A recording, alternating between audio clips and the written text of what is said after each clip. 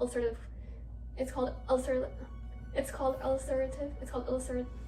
It's called it's called ulcerative. Why cannot see? The disease is gone, so I don't need to know how to pronounce it. Hi everyone, I'm Celine. I have something very special and important to share with you. Some time ago, a couple years ago, I don't want to be specific with the timeline, I was diagnosed with a chronic illness, and it had to do with inflammation in my large colon. It's called ulcerative colitis. I hadn't even shared this with many people, honestly. It was only kept to myself. I am grateful a second opinion diagnosed me. Otherwise, I wouldn't be where I am today. The day I found out, I was shocked. I was also relieved that I could be put on medication. And my almost a year's worth of suffering and turmoil would be eliminated. The medications relieved my symptoms by a lot, thankfully, but they were not the ultimate solution.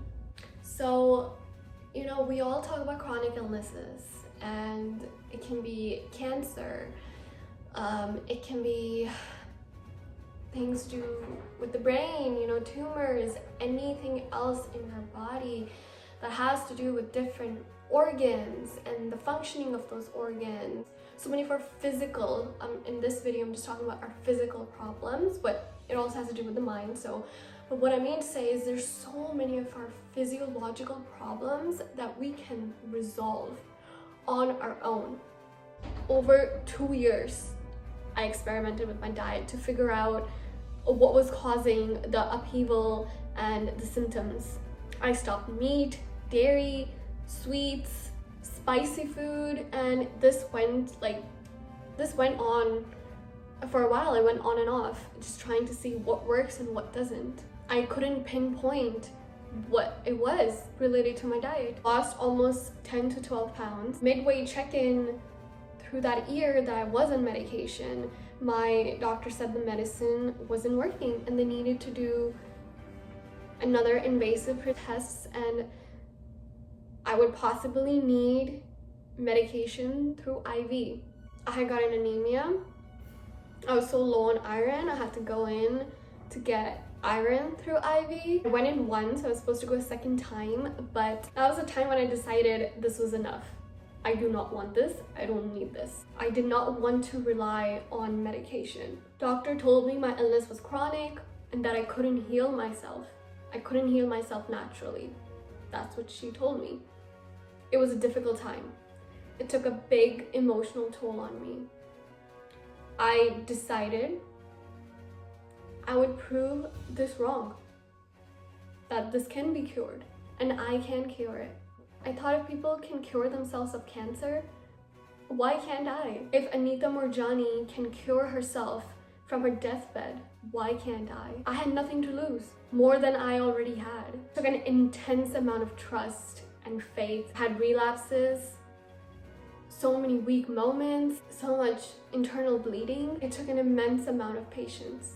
You know, one day through this process, I was listening to a novel and it's talking about God and faith.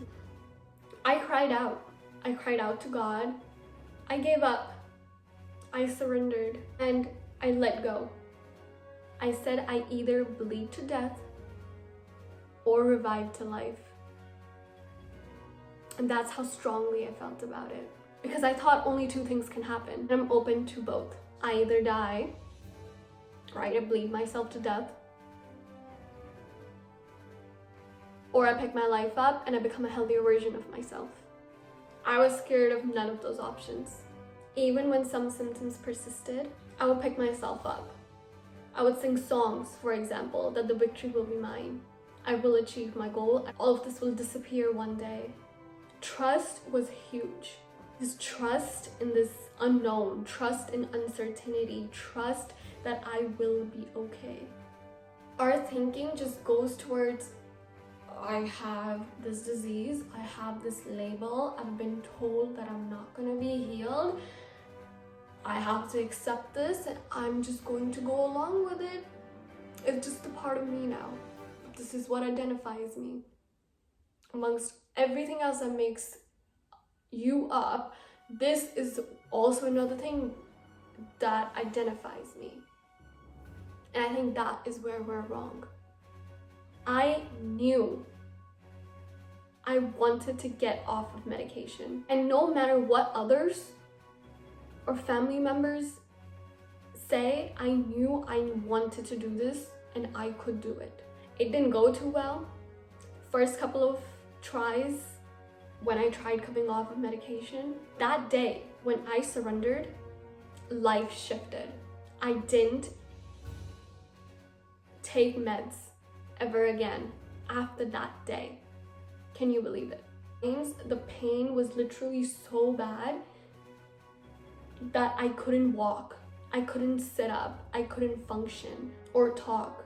And this was during my healing journey. Imagine what I felt while living with this disease.